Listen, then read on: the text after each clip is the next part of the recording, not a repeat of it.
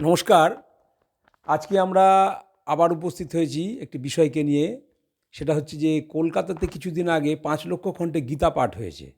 সেই গীতা পাঠ প্রসঙ্গেই আমরা আজকে আমাদের অতিথি হিসেবে এনেছি, এর আগেও এনেছি, তার সকলেই চেনেন রবীন সেনগুপ্ত।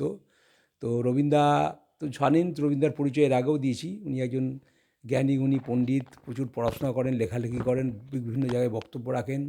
ভারতীয় ঐতিহ্য, সংস্কৃতি, ইতিহাস, ধর্ম সম্পর্কে তার প্রজ্ঞা পাণ্ডিত্য আমরা এগো পরিচয় পেয়েছি। তো যাই হোক, আজকে রবীন্দ্রনাথকে পেয়ে আমরা আজকে এই গীতা পাঠ যে হয়েছিল সে সম্পর্কে কিছু প্রশ্ন করব। আচ্ছা, প্রথম রবীন্দ্রা, এই যে কলকাতাতে যে ৫ লক্ষ কণ্ঠে গীতা পাঠ হলো, এই গীতা পাঠ করার উদ্দেশ্যটা কী ছিল? গীতা গ্রন্থটি একটি আন্তর্জাতিক গ্রন্থ। ৬০০টার ওপর ব্যাখ্যা সমন্বিত গ্রন্থ বিভিন্ন লেখক শিল্পী লিখেছেন। বহু স্বাধীনতা সংগ্রামী বিপ্লবী গীতার ওপর ভাষ্য রচনা করেছেন। আজ থেকে প্রায় ৫,২০০ বছর পূর্বে কুরুক্ষেত্রের যুদ্ধের আগে ভগবান শ্রীকৃষ্ণ অর্জুনকে কিছু প্রশ্নের উত্তর দিয়েছিলেন। তাতে প্রচুর ভ্রম সংশোধন করা আছে। মানুষেরা যে ভুলগুলো করে সেই ভুলের প্রচুর সংশোধন করা আছে। এই ভুলগুলোর জন্য আমাদের জীবন জেরবার হয়ে যায়। আমরা এক হতে পারি না, বিভিন্ন মতে বিভক্ত হয়ে পড়ি, আমাদের মেধাশক্তি শ্রমশক্তির অপচয় হয়। গীতার জ্ঞান যদি চর্চা করা যায় একসাথে বসে, তাহলে সেই মেধাশক্তি পুনরায় ফিরে আসে। এই উদ্দেশ্য নিয়ে আমরা শ্রাদ্ধে, কারোর যদি শ্রাদ্ধ শান্তি হয়, গীতা পাঠ করি, বিভিন্ন আসরে গীতা পাঠ করি, লক্ষ হাজার হাজার বছর ধরে চলে আসছে। এই উদ্দেশ্য নিয়ে কলকাতায় মানুষকে আহ্বান করা হয়েছিল এবং মানুষ তাতে সাড়া দিয়েছেন।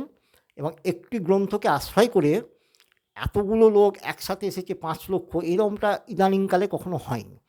গীতা গ্রন্থ পকেটে রেখে গীতা গ্রন্থ পাঠ করে বহু স্বাধীনতা সংগ্রামী বিপ্লবী আন্দোলনে অংশগ্রহণ করেছিলেন। কাজেই জাতীয়তাবাদী আন্দোলনের সঙ্গে গীতা গ্রন্থের পাঠের এবং চর্চার একটা অঙ্গাঙ্গী সম্পর্ক জড়িত। তাই অন্যান্য গ্রন্থের চাইতে গীতাকে বেশি গুরুত্ব দিয়ে, মানে বলতে পারেন গীতাটা আমাদের একটা জাতীয় গ্রন্থ, যদিও ঘোষণা করা হয়নি এখনও, কিন্তু আমাদের মানসিকতার দিক দিয়ে আমরা এটাকে একটা জাতীয় গ্রন্থ বলে মনে করি। এবং আমাদের যে একটা বিরাট বিপুল সাহিত্য সম্ভার আছে, বৈদিক সাহিত্য দর্শন, এটিকে তার সার বলে মনে করা হয়, সারাংশ বলে। সেই জন্যই গীতা পাঠটা করা হলো। আচ্ছা, এর পরের প্রশ্ন যে গীতা পাঠ তো করা হলো, কিন্তু অনেকে বলছেন যে এই গীতা পাঠ ব্যক্তিগত ব্যাপার, মানুষ তার বাড়িতে করবে, ব্যক্তিগত স্তরে করবে, কিন্তু প্রকাশ্যে একেবারে সবাই লোককে নিয়ে সংগঠিতভাবে গীতা পাঠ করার উদ্দেশ্যটা কী? এর পিছনে কোনো কারণ আছে কি? হ্যাঁ, এর পেছনে কারণ আছে। আমরা তো সবাই ব্যক্তিগতভাবে গীতা পাঠ করি বাড়িতে, যারা এসেছিলেন তারাও করেন। এবার এক কেন করতে হলো? এই যে দেখবেন রেড রোড আছে কলকাতায়, সেইখানে প্রচুর মুসলমান একসঙ্গে নামাজ পড়ে। তো নামাজও তো বাড়িতে পড়া যায়, মসজিদে পড়া যায়, হঠাৎ রেড রোডে এসে পড়েন কেন? তাহলে ইউনিটি তৈরি। তারপরে এই বাড়িতে অনেকে বসে বাইবেল পড়ে, আবার দেখা যাচ্ছে ভ্যাটিকান সিটিতে বসেও একসাথে বাইবেল পাঠ হয়। একজন পাঠ করছেন, অনেকে শুনছেন এবং একসাথে পড়ছেন। এগুলো আছে, চল। গীতা পাঠটা এতদিন ধরে ভারত সেবাশ্রম সংঘ এবং বিশেষ কিছু প্রতিষ্ঠান করতেন, তাতে ৫০০, ৭০০, ১,০০০ লোক হতো। ইদানিংকালে হিন্দুদের মনে হয়েছে যে আমরা একসাথে করবো, আমাদের ইউনিটি তাতে বাড়বে, হিন্দু শক্তি বাড়বে, হিন্দু সামর্থ্য বাড়বে, হিন্দুত্ব উন্নতি হবে, মানুষের একতা শক্তি বৃদ্ধি পাবে। এই উদ্দেশ্য নিয়ে এটা করা হয়েছে। আচ্ছা আচ্ছা। আম, এটা নাই বুঝলাম, কিন্তু আর একটা প্রশ্ন আসছে যে গীতা পাঠ যখন প্রকাশ্যে হিন্দুরা করছে, তখন পাল্টা একটা প্রতিক্রিয়া হচ্ছে। তখন অন্য ধর্মাবলম্বী লোকেরা বলছে তাহলে আমরাও কোরআন পাঠ করব লক্ষ লক্ষ কণ্ঠে। তাহলে এটার যে একটা ক্রিয়ার প্রতিক্রিয়া সমাজে হচ্ছে, এটাতে কি আমাদের সাম্প্রদায়িক সম্প্রীতি নষ্ট হতে পারে না? এটা আমরা যে কোনো ভালো কাজ করলেই তার একটা বিরূপ প্রতিক্রিয়া থাকে। এটা গীতা পাঠ একসঙ্গে করছি, খুব ভালো কাজ। এর বিপরীতে যদি কিছু হয়ে থাকে তাহলে আটকানো সম্ভব না। কাজটা খুব ভালো কাজ নিঃসন্দেহে, কিন্তু কেউ যদি মনে করে আমি এটা দিয়ে সাম্প্রদায়িক সম্প্রীতি নষ্ট করব, সংঘাতে যাব, তাহলে সেটা বিপরীত পক্ষের দোষ। আমরা সাম্প্রদায়িক সম্প্রীতি নষ্ট করার উদ্দেশ্য নিয়ে গীতা পাঠ করছি না। আমরা ঐক্যবদ্ধ হয়ে চলার জন্য গীতা পাঠ করছি। কেউ যদি মনে করে আমি রিয়াকশান নেব পাল্টা, কিছু করার নেই। আচ্ছা, একটা প্রশ্ন, ইদানিং গীতা পাঠ হচ্ছে বলে কিছু লোকের সমস্যা, তারা প্রতিবাদ করছে, তাদের গাত্র দেওয়া হচ্ছে। কিন্তু একটা প্রশ্ন হচ্ছে যে আমরা যদি স্বাধীনতা আন্দোলনে যাই তাহলে দেখতে পাবো যে স্বাধীনতা আন্দোলনে বিপ্লবী যারা ছিল তারা তো গীতা পাঠ করতেন, গীতা কণ্ঠে আবৃত্তি করে মৃত্যুঞ্জয়ী হয়েছেন, তারা ফাঁসির কাঠে ঝুলেছেন। তো তখন তো এই প্রশ্নগুলো ওঠেনি যে গীতা পাঠ কেন করছে, গীতা নিয়ে আন্দোলন করার কী দরকার, এটা একটা রাজনৈতিক ব্যাপার, এখানে ধর্ম আনার কী দরকার, এই প্রশ্ন তো আসতে পারে। তাহলে তখন কি তারা ভুল করেছিল গীতা পাঠ করে, বা গীতাকে সঙ্গে নিয়ে যে খুব ভালো করেছেন। গীতা, ভগবান শ্রীকৃষ্ণ তিনি আধ্যাত্মিক ব্যক্তিত্ব, কিন্তু তিনি সারা জীবনে রাজনীতি করেছেন। রামচন্দ্র আধ্যাত্মিক ব্যক্তিত্ব, তিনিও সারা জীবন যখনই সময় পেয়েছেন রাজনীতি করেছেন। রাজনীতি ধর্মেরই একটা অঙ্গ। সুষ্ঠুভাবে সমাজকে পরিচালনা করতে গেলে রাজনীতি, বিজ্ঞান এসবই আমাদের চাই। কাজে বিজ্ঞানও ধর্মের অঙ্গ, সনাতন ধর্ম মতে রাজনীতিও ধর্মের অঙ্গ, ধর্মের বাইরে নয়। কাজেও কেউ যদি মনে করে আমি সুচারুভাবে দেশটাকে চালাবো রাজনৈতিক শক্তির মাধ্যমে, এতে গীতার জ্ঞানের আমি আশ্রয় নেব, তাহলে সেটা অন্যায় হচ্ছে না। এনারা মনে করছেন যারা আধ্যাত্মিক শক্তির সাহায্যে ক্ষমতা দখল করতে চাইছেন তারা অনেকটা এগিয়ে গেছেন। তারা ইতিমধ্যেই দিল্লির রাজনৈতিক ক্ষমতা দখল করেছেন এবং বাংলাতেও ক্ষমতা দখল করতে চলেছেন। এতেই এদের ভয় লাগছে, এতেই এদের গাত্রদাহ হচ্ছে। তাই প্রশ্ন উঠছে যে কেন গীতা নিয়ে এই চর্চা হচ্ছে, কেন ব্যক্তিগত স্তর ছাড়িয়ে কেন রাজনৈতিক স্তরে যেতে চাইছে। কিন্তু এটা অন্যায় কিছু না। এটা রাজনীতি তো আমার লাগবেই, আমাকে তো দেশ তো চালাতেই হবে। আমি যাই করি না কেন আমার রাজনীতি লাগে। একটা স্কুল করব, রাস্তা করব, রাজনীতি তো লাগবেই। আর রাজনীতি করতে গেলে সুচারুভাবে রাজনীতি যদি না করি, দুর্নীতির রাজনীতি যদি করি, তাতে কোনো লাভ হবে না। তাই গীতা পাঠ করলে আমি কী করে কৃষ্ণের রাজনীতি করা যায় সেটা শিখব, কী করে আদর্শ রাজনীতি করা যায় সেটা শিখব। সেই জন্য গীতাকে আশ্রয় করেই আমরা এগোচ্ছি। তাতে একটু একটু রাজনীতি আছে, নেই অস্বীকার করবো না, একটু রাজনীতিতে আছে, এটা কোনো অন্যায় না। আচ্ছা, তিনি আর একটা ব্যাপার তাহলে দাঁড়াচ্ছে যে গীতা পাঠ যদি রাজনীতির কারণেই করে থাকে তাহলে গীতা পাঠের যারা বিরোধিতা করছে তারাও কিন্তু রাজনীতির কারণেই কিন্তু একদম। করছে। একবারে ঠিক। তাহলে এইটার কি উত্তর কী হবে? এটা তারাও রাজনৈতিক ক্ষমতা চলে যাচ্ছে, সামাজিক ক্ষমতা চলে যাচ্ছে তাদের হাত থেকে, এই ভয়ে তারা চিৎকারটা করছে। একদম ঠিক কথা, একবারে যথার্থ ব্যাখ্যা করেছেন আপনি।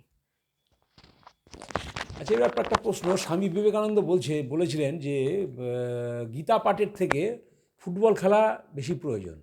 তো এর অর্থটা অনেকের আবার ভুল বোঝাবুঝি করে একটা বিকৃত অর্থ দাঁড় করায়। তো এটা সম্পর্কে পরিষ্কার স্পষ্টীকরণ দিন তো।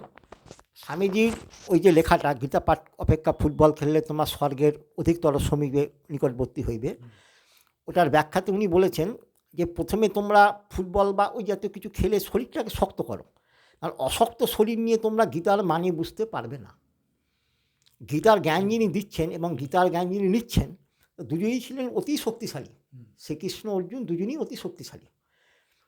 তুমি একটা শক্তিশালী মানুষের বক্তব্য বুঝবে তখনই যখন তোমারও সমপর্যায়ের শক্তি থাকবে বা মিনিমাম কিছু শক্তি থাকবে। তুমি আগে ফুটবল খেলে ব্যায়াম করে শারীরিকভাবে শক্তিশালী হও, তাহলে তুমি শ্রীকৃষ্ণের যে বিপুল ক্ষমতা, তার যে বিপুল কর্ম উদ্যোগ, সেই গীতাতে যা যিনি বলেছেন সেটার মানেটা যথার্থভাবে অনুধাবন করতে পারবে।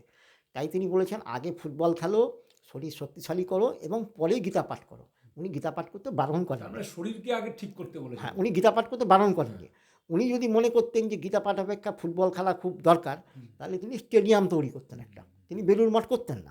এবং বেলুড় মঠ করার পরে তিনি গীতার পাঠের ব্যবস্থা করেছিলেন, সেখানকার সন্ন্যাসীরা গীতা পাঠ করেন, গীতা প্রচার করেন, আমরা সেই গীতাগুলো কিনি। সেখান থেকে গীতা জ্ঞানযোগ, ধ্যানযোগ, ভক্তিযোগ এসব নানান ধরনের বই স্বামী বিবেকানন্দ লিখেছিলেন গীতার উপর। তিনি কোথাও বলেননি যে গীতা পাঠ বারণ। সুতরাং একটু ভুল বোঝাবুঝি হচ্ছে। আমাদের এই শ্লোকটা যে বলছে বিকৃত করে ব্যাখ্যা একটু আগে পরে ছেটে দেওয়া হয়েছে, ফলে আমরা বুঝতে পারিনি মানেটা। আসলে উনি গীতা পড়তে বলেছেন শরীরটাকে শক্ত করে, ঠিক ঠিক, মনটাকে শক্ত করে, নাহলে গীতার অর্থ বোঝা যাবে না, এটা আমি বলতে চাইছি। আচ্ছা, একটা জিনিস হচ্ছে যে গীতা বলা হয় হিন্দুদের ধর্মগ্রন্থ। তো আমার মনে হয় হিন্দুদের ধর্মগ্রন্থ এই অর্থেই বলা হচ্ছে যে তখন যখন গীতার সৃষ্টি হয়েছিল তখন অন্য কোনো ধর্মের সেরকমভাবে সৃষ্টি হয়নি, বিশেষ করে ইসলাম এবং খ্রিশ্চান না। তাহলে গীতা তো বলা হয় যে মানব ধর্ম, শুধু হিন্দুদের ধর্ম নয়। তাহলে গীতাতে এমন কিছু লেখা আছে বা এমন কিছু লেখা নাই যেটা পরধর্ম বিদ্বেষী বা অন্য ধর্মকে ছোট করা, আক্রান্ত করা, তা তো নয়। তাহলে গীতা হচ্ছে যা লেখা আছে সেটা মানব কল্যাণের জন্য।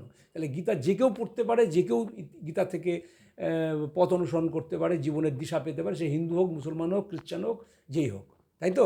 তাহলে গীতাকে একটা নির্দিষ্ট ধর্মগ্রন্থ বলা হচ্ছে কেন?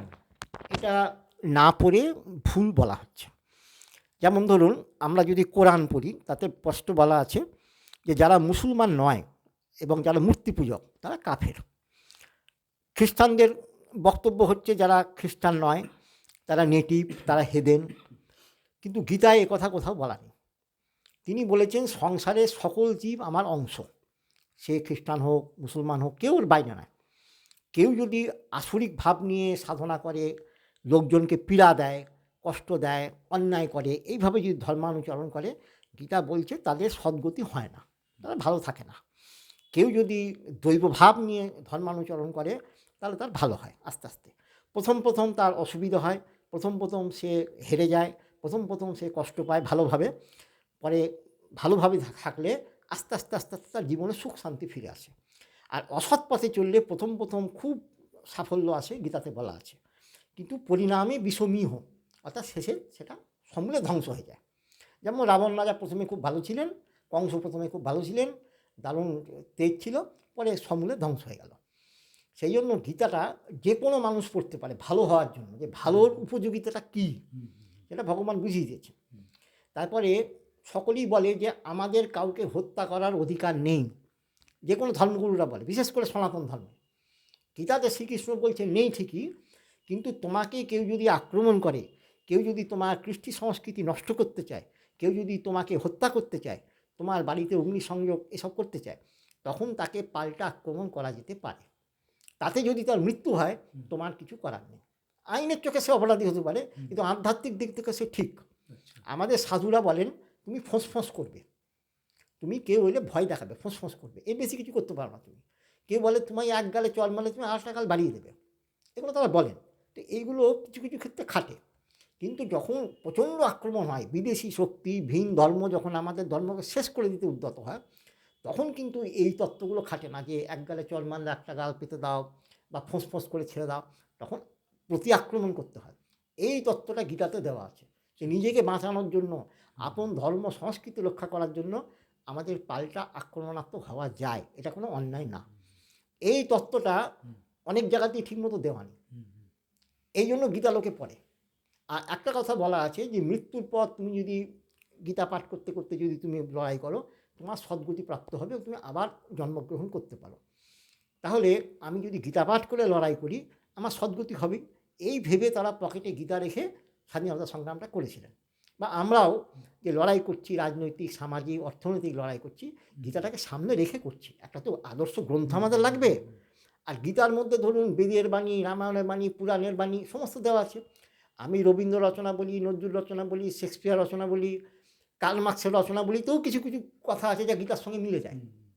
এটা এমন একটা গ্রন্থ যা 5000 বছর আগে লিখিত হয়েছিল, যার সঙ্গে সমস্ত নামকরা গ্রন্থ একটা প্রচুর সিমিলারিটি আছে, ভালো দিকগুলো। প্লাস গীতাতে এমন কিছু আছে যা অন্য কোনো গ্রন্থে নেই। যেমন একটা প্রশ্ন কেউ কেউ কেউ করছে যে গীতা হচ্ছে একটা মানে মানে আক্রমণাত্মক, মানে অন্য যুদ্ধতে উদ্বুদ্ধ করা, অন্যকে আক্রমণ করো, এই ধরনের কথাবার্তা লেখা আছে। তো এটা নিয়ে আপনি কি বলবেন? এটা খুব গুরুত্বপূর্ণ। এটা গীতাতে বারবার অহিংসা, ত্যাগ, ভক্তি এই কথাগুলো লেখা আছে। অর্থাৎ এমনি তুমি অহিংস থাকো, এমনি তুমি ত্যাগের মধ্যে থাকো, এমনি তুমি প্রেম ভক্তির মধ্যে থাকো, কিন্তু খুব বিশেষ সময় যখন উপায় নেই তখনই তুমি কেবল হিংসা আশ্রয় নিতে পারো। এই হিংসাকে গীতায় বলা হচ্ছে বৈধ হিংসা, অর্থাৎ এটার যৌক্তিকতা আছে। গীতাটা হিংসাশ্রয়ী গ্রন্থ না, গীতা একদম একদম হিংসাশ্রয়ী না। খুব প্রয়োজন হলে সে হিংসার আশ্রয় নিতে বলেছে, খুব প্রয়োজন হলে। এই হিংসা অন্যায় না। যেমন অর্জুনকে শ্রীকৃষ্ণ যুদ্ধ করতে উদ্বুদ্ধ করছে, এটা অনেকে বলে এটা ঠিক না। যুদ্ধতে কেন উদ্বুদ্ধ করুন, মানুষকে মারতে তানি? আপনি যারা বলছে তারা দেখবেন কমরেডরা, যেমন তারা বলেন লড়াই লড়াই লড়াই চাই, লড়াই করে বাঁচতে চাই, তারা তো বলছেন লড়াই চাই। কিন্তু যেই মাত্র অন্য একজনকেও লড়াই করছে ওরা বলছেন যুদ্ধ নয় শান্তি চায়, যুদ্ধ নয় শান্তি চায়। এটা মনের ভুল একটা। যে অন্যরা লড়াই করবে না, শুধু আমি করব, আমি করলে খুব ভালো। এটা একটা ভুল। লড়াই মানুষকে করতেই হয়, করতেই হয়। সেটা ন্যায়ের পক্ষে না অন্যায়ের পক্ষে সেটা দেখতে হ্যাঁ, অন্যায় পক্ষ হলে বলতাম সহিংস গ্রন্থ, যে অন্যায় করে বলছেন মারতে। সহিংস গ্রন্থ। হ্যাঁ, কিন্তু যেহেতু তা বলছে না, গীতা একটা সহিংস গ্রন্থ, এরা তাই অভিযোগ করছে, এরকম করছে। কিন্তু তা নয়, এখানে বৈধ হিংসার কথা বলা হয়েছে। ঠিক। আচ্ছা, গীতা এমনই একটা গ্রন্থ, আমি যেটা যতটুকু শুনেছি জেনেছি, যে ভারতবর্ষের শ্রেষ্ঠ মনীষী যারা আছেন তারা প্রত্যেকেই কম বেশি গীতার উপরে কিছু প্রবচন দিয়েছেন বা লিখেছেন, বা গীতার প্রতি তাদের অগাধ শ্রদ্ধা ভক্তি আছে। এরকম কে কে আছে যারা এরকম গীতাকে শ্রদ্ধার চোখে দেখেছেন, গীতা সম্পর্কে কিছু বলেছেন, লিখেছেন? বাল গঙ্গাধর তিলক তো গীতার উপর একটা গ্রন্থ লিখেছেন, গীতা রহস্য। গীতা রহস্য। তারপর ঋষি অরবিন্দ গীতার ভাষ্য লিখেছেন, স্বামী বিবেকানন্দ লিখেছেন, আর লিখেছেন আমাদের যিনি রাষ্ট্রপতি ছিলেন সর্বপল্লী ডক্টর সর্বপল্লী রাধাকৃষ্ণন লিখেছেন। আর বিদেশে অজস্র ব্যক্তি লিখেছেন, অজস্র ব্যক্তি, ফরাসি, জার্মান, আমেরিকান, তারা প্রচুর লোক লিখেছেন। এই ডেভিড হেনরি থেরো লিখেছেন যে এই বেদান্তগুলি আমাকে সারা জীবন শান্তি দিয়েছে, মৃত্যুর পরও আমাকে শান্তি দেবে। আর বেদান্তের সারমর্মই হলো গীতা। 108টা যে বেদান্ত আছে তার জিষ্ট যদি করা যায় সেটা হলো গীতা। সুতরাং এই এতগুলো লোক আকৃষ্ট হয়েছেন গীতার প্রতি, এবং বর্তমানে international society for Krishna consciousness এবং আরও অনেক সংযুক্ত দলের মাধ্যমে গীতা গোটা বিশ্বে এখন সবচেয়ে অধিক বিক্রয় হওয়া গ্রন্থ। প্রত্যেক বছর আগে সবচেয়ে বেশি বিক্রি হতো বাইবেল, তারপরে ছিল কোরআন। এখন বাইবেল এবং কোরআনের বিক্রিকে গীতার বিক্রি ছাপিয়ে গেছে। যারা পড়েছেন তিনটেই বই, বাইবেল পড়েছেন, কোরআন পড়েছেন, গীতা পড়েছেন, তারা বলছেন যে গীতাটা পড়ে মনে হয় আমি একটা বিশাল কোনো লোকের সাথে কথা বলছি। একটা সত্যি সে ভগবান, তার ব্যক্তি বিশাল, তার মানসিকতা উদার। যেমন কোরআনে বলছে যে যারা ইসলাম নিচ্ছে না এরা স্বর্গে যাবে না, খ্রিস্টান বলছে যারা খ্রিস্টানিটি নিচ্ছে না স্বর্গে যাবে না। গীতায় কিন্তু শ্রীকৃষ্ণ বলছেন যারা আমার পুজো করছে আমাকে পাবে, যারা অন্য দেবদেবীর পুজো করছে তারাও অন্যকে পাবে। বলছে না যে তারা নরকে যাবে, এবং বলছে তুমি যদি ভালো কাজ করো তোমার সদ্গতি অপরিহার্য, পাবেই সদ্গতি।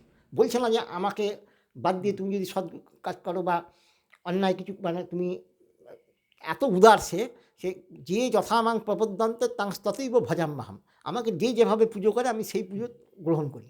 এই যে উদারতা, এইটা আর কোনো গ্রন্থে নেই, এখানেই গীতা অনন্যতা। এই জন্য এটা সার্বজনীন গ্রন্থ, এটা কোনো একটা সম্প্রদায়ের গ্রন্থ নয়। কোন একজন বিজ্ঞানী এরকম মত আছে না যে গীতা পড়ে তিনি উদ্বুদ্ধ হয়েছিলেন খুব? কার কথা বলছেন? ওই কে, মানে যিনি পারমাণবিক বোমা তৈরি রবার্ট ওপেনহাইমার। ওপেনহাইমার যখন বিস্ফোরণটা হয়, প্রথম পরমাণু বিস্ফোরণ, সে বিরাট আলো হয়েছিল, তখন উনি দিবি সহস্র সূর্য বলে যে গীতার শ্লোকটা ওইটা আবৃত্তি করেছিলেন। উনি বলেছিলেন যে ওপেনহাইমার যে বিশ্বরূপ দর্শনের অধ্যায়ে যে গীতার শ্রীকৃষ্ণের যে রূপটা বর্ণনা দেওয়া হয়েছে, যে একটা যেন সহস্র সূর্য যেন উদ্ভাসিত হইল আকাশে, সেটা ওপেনহাইমার মনে হয়েছিল যে ওই শ্লোকটা এখন উপযুক্ত। অর্থাৎ ওপেনহাইমারের গীতাটা মুখস্থ ছিল না, ওইখানে ওই শ্লোক নিয়ে কী করে দিলেন। তাহলে এত বড় একজন বিজ্ঞানী, তিনি গীতা থেকে প্রেরণা পাচ্ছেন, গীতাকে শ্রদ্ধা করছেন, আর ভারতবর্ষে গীতা পাঠ প্রকাশে হচ্ছে, প্রচার হচ্ছে, ভারতবর্ষে যেখানে উৎপত্তি সেখানেই আমাদের লোকেরাই আমরা গীতা পাঠের বিরোধিতা করছি। এটা তো কেমন খুব মানে খারাপ জিনিস হয়ে যাচ্ছে খুব, যে যেই দেশে গীতার উৎপত্তি সেই দেশের লোকেরা গীতাকে যদি অসম্মান করে, ভালো না বাসে, গীতা প্রচার প্রসার হওয়ার জন্য তাদের গাত্রোদ্দা হয়, ভয় লেগে যায় বা অপপ্রচার শুরু করে, সেটা আমার পক্ষে লজ্জার কথা। বিদেশিরা যদি দেখে তাহলে তো ভাববে এটা কোন দেশের লোকেরা ভাই, যে দেশে গীতা এত বড় একটা গ্রন্থ হয়েছে যাকে নিয়ে সেই দেশের গর্ব করা উচিত, সেই দেশের লোকেরাই গীতার বিরোধিতা করছে। আমার মনে হয় পৃথিবীতে এরকম ধরনের আহাম্মক বোধহয় কোনো জাতির লোকেরা হয় বলে আমার মনে হয় না। তবে আমার মনে হয় আস্তে আস্তে প্রচার প্রসার করলে এগুলো অনেকটা কমবে। ইতিমধ্যে আমি তো খুব প্রচার করি, অনেকেই মেনে নিয়েছে ব্যাপারটা, যে ঠিক আছে হোক, অসুবিধা কী আছে। এবং প্রচার প্রসার ছাড়া কিছু হয় না, সব কিছু প্রচার প্রসার লাগে, মানে শিক্ষা, সেটাই, হ্যাঁ, মাস এডুকেশান লাগে। একদিন আরও গীতার প্রচার গুজরাটে গীতা পড়ানো হচ্ছে স্কুল লেভেলে, উচ্চ মাধ্যমিক পর্যন্ত কম্পালসারি করে দিয়েছে। আরও বিশ্বের বহু বিশ্ববিদ্যালয়ে পড়ানো হচ্ছে। একদিন পশ্চিমবঙ্গ গীতা পাঠ হয়তো কম্পালসারি হবে, যে একটা থাক গীতা পাঠ, এটা শিখুক, এটা হবেই একদিন। অর্থাৎ এগোচ্ছে কাজ।